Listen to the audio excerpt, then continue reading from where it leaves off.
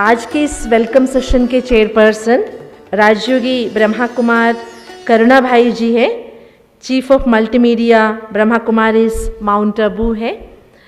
और ब्रह्मा कुमार राजयोगी करुणा भाई जी, आपका जन्म 1940 में हुआ और आप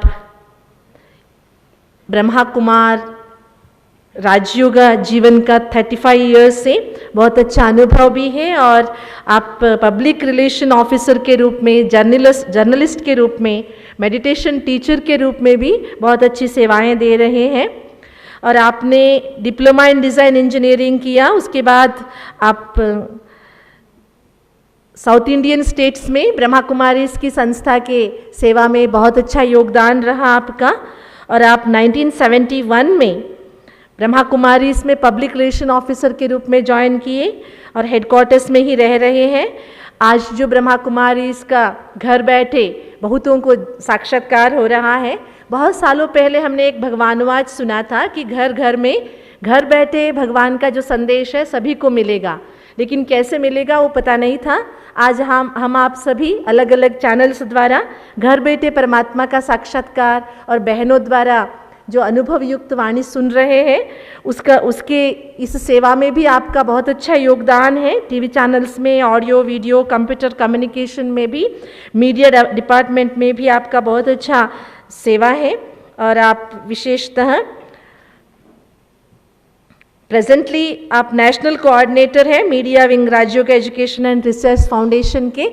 और मुझे बहुत खुशी है, आप वैसे बेसिकली फ्रॉम कर्नाटका। ओम शांति।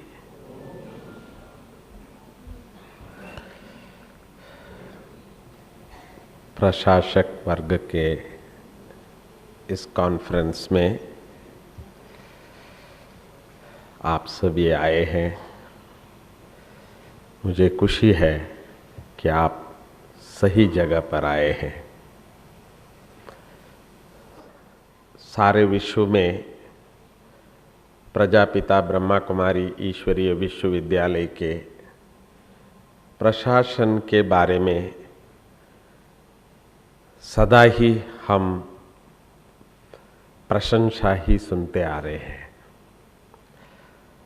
आप भी इन 3 दिन में यहाँ से जाने के बाद भी ये कहेंगे कि वहाँ की प्रशासन कुछ और था। परंतु सन 1960 में पहली बार जब इस ईश्वरीय विश्वविद्यालय में मैं आया,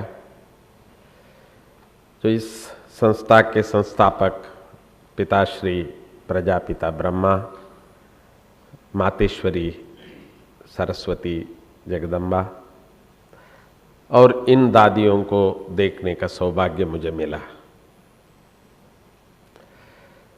तो मैं आपको मेरा इस 51 इयर्स के जो संस्था के अनुभव के अंदर आपको बताना चाहता हूँ कि ऐसी क्या विशेषता है जो आप भी अपने अंदर बरकर जा सकते हैं।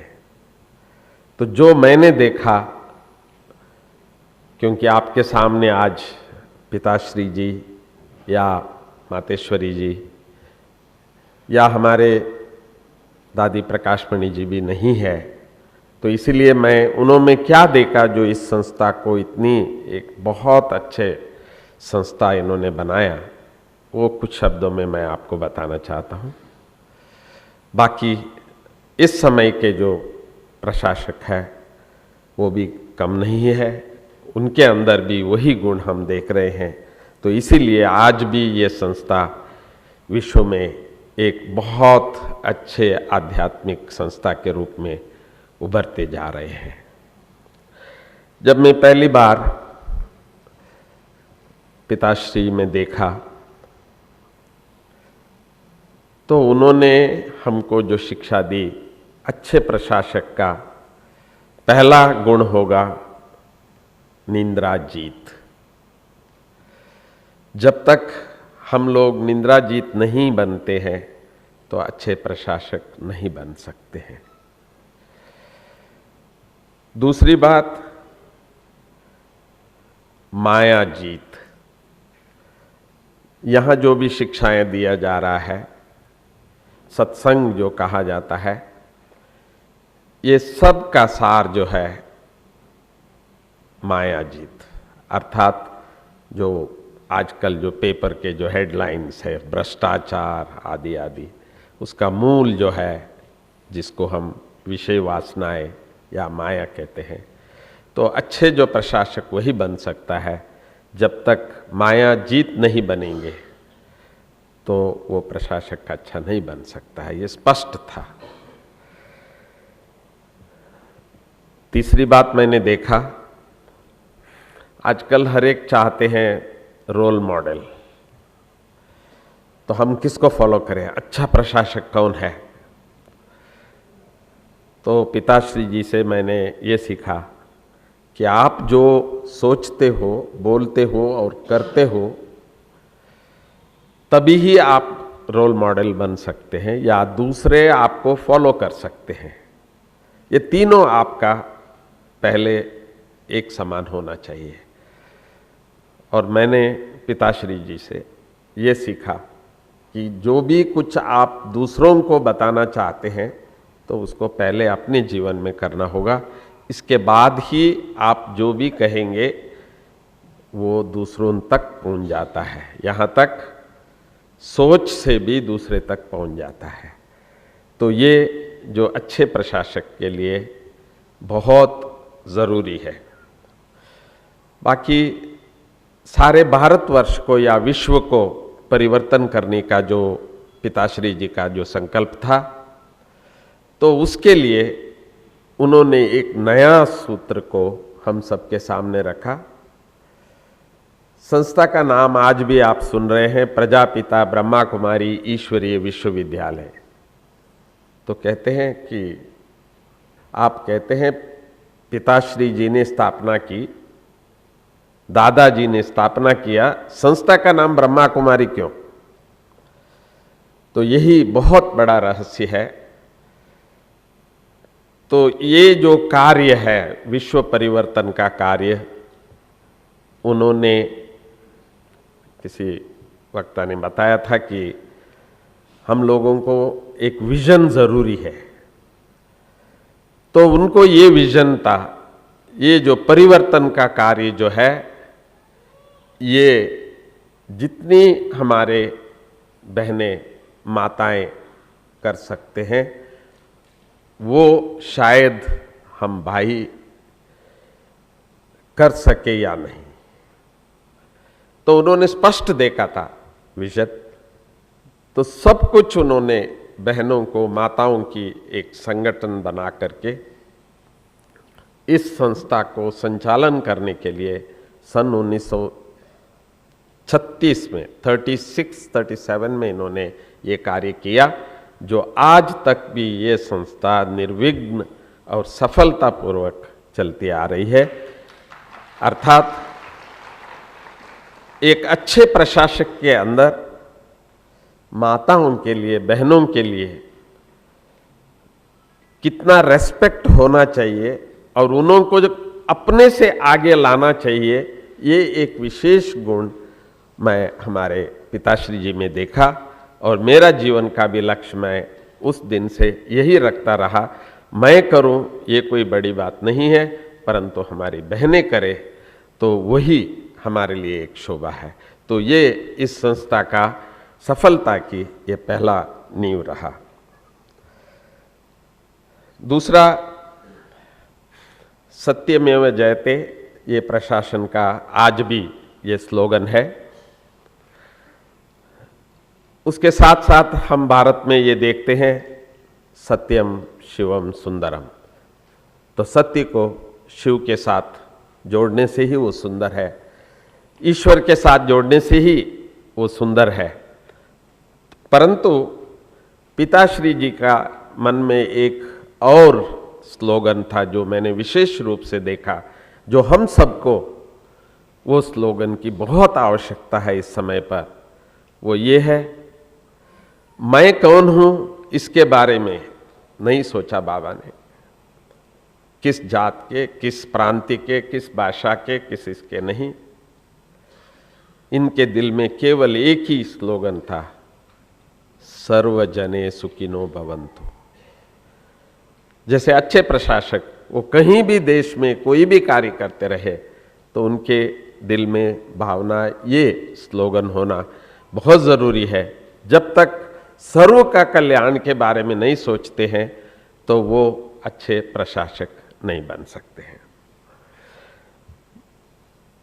मैं ये ज़रूर कहूँगा, जो मातेश्वरी, जो इस ईश्वरीय विश्वविद्यालय का जो पहला प्रशासिका थी, उनमें ऐसी क्या बात थी जो आज सारे हम ब्रह्मा कुमार कुमारियाँ मम्मा को, मातेश्वरी को मम्मा कहते हैं, माँ कहते हैं, या हम सब मानते हैं शी इज नंबर 1। स्वयं बाबा भी कई बार कहते थे मम्मा मेरे से आगे है और मम्मा नंबर 1 है। ऐसी क्या विशेषता थी मम्मा में जो मैंने देखा, जो हम सबको कहा जाता है इस ऑर्गेनाइजेशन में, फॉलो फादर एंड मदर। माना भाई बहनों को नहीं देखिए, इस संस्था का जो माँ और बाप जो हमारे सामने आदर्श थे या दादियाँ हैं इस समय पर, उन्हीं को देखिए। और मम्मा में ये विशेषता थी, ऑलवेज मम्मा के सामने बाबा एकमात्र आदर्श था। परंतु जो शिक्षा बाबा से हम सब ने प्राप्त किया, उनमें 100% किसी ने सीखा हो और स्वरूप बना हुआ हो, तो मेरा सौभाग्य है जो मैंने मम्मा को देखा हूँ और उन्होंने 100% उसको फॉलो कैसे किया और उस स्वरूप में कैसे रही, एक प्रैक्टिकल एग्जाम्पल बन करके रही, ये मैंने मम्मा में देखा। सबसे ज़्यादा, जैसे आज के प्रशासक कॉन्स्टिट्यूशन के बारे में, लॉ के बारे में, ये सब कुछ जानना ज़रूरी है, तो इसी तरह से इस आध्यात्मिक शिक्षा में मातेश्वरी नंबर 1 थी। हमने इस ज्ञान को बहुत ही स्पष्ट रूप से समझा हो, सीखा हो, वो मातेश्वरी द्वारा। कर्म के फिलॉसफी हो या आत्मा, परमात्मा, प्रकृति, हर चीज की जो स्पष्टीकरण सरल रूप से, वो हमने मातेश्वरी से सुना। तो यहाँ तक मम्मा को कहते थे हम, ये विद्या देवी है, सरस्वती है। इनके मुख से जब हम सुनते थे तो ऐसा लग रहा था कि जैसे सारी जो शिक्षाएं हैं, आध्यात्मिक शिक्षा, ईश्वर ने इनको एक कलश के रूप में मम्मा को दिया, ऐसी आभास हुआ। और जितने भी आज हमारी दादियाँ हैं, सभी यही अनुभव करते हैं कि हम सबके माँ मातेश्वरी है। दूसरी, मेरा लगभग 36 साल मैं दादी प्रकाशमणि जी के साथ रहा, उनका भी मैं 2 शब्द आपके सामने, जो छोटा सा एक संस्था थी, उसको आज इतना बड़ा इंटरनेशनल ऑर्गेनाइजेशन, जिसको हम कहते हैं 10 लाख परिवार है हम, 130 देशों में लगभग 10,000 सेवा केंद्र आज है। ये जो विस्तार, ये जो स्वरूप जो हम देख रहे हैं, वो हमारे दादी प्रकाशमणि जी का प्रयास और उनके साथ जो दादियाँ हैं इस समय पर, उन सब का सहयोग। तो ये दादी जी ने कैसे पाया, या कैसे ऐसे एक सर्वश्रेष्ठ प्रशासक दादी जी बने, तो मैंने उनमें पहली बात ये देखा, हम सभी दादी जी को आज भूल नहीं सकते हैं, तो वो पहली चीज है दादी जी के एक विशेष मुस्कुराहट। दादी कहते ही हमको दादी जी के जो स्माइल है, मुस्कुराहट है, वो ही हम सबको पहले याद आते हैं, और कोई रूप हमको दादी जी का नहीं आता है। तो इसीलिए खुश रहना, वही खुश कर सकते हैं, जो प्रशासक का पहला वो गुण हमने दादी जी में देखा। दूसरी, मीठा, मधुर। आपने अभी हमारे बहनों को भी सुना, उषा बहन को भी सुना, अभी बहुत मीठा बोलना जो हम सबको सिखाया है तो इन्हीं दादियों ने है। तो मीठा बोलना भी एक श्रेष्ठ प्रशासक का एक विशेष गुण है, परंतु उससे बड़ी एक गुण दादी में थे। दादी चाहे छोटे चाहे बड़े, वो कौन है, दादी जी के लिए सब एक समान है। तो जब भी दादी जी से मिलने जाते तो दादी जी अपने दोनों हाथ को ऐसे जोड़ते हुए और झुक करके हंसते हुए सबका स्वागत करते थे।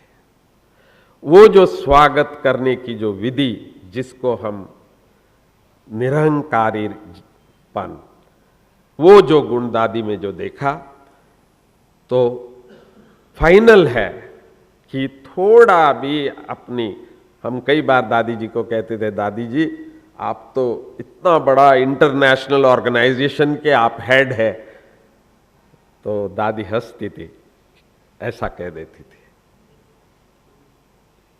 शिव बाबा है। अर्थात जब तक निरंकारता नहीं है तो हम अच्छे प्रशासक नहीं बन सकते हैं। तो ये हमने देखा। तो एक लास्ट बात मैं दादी जी के बारे में सुनाना चाहता हूं।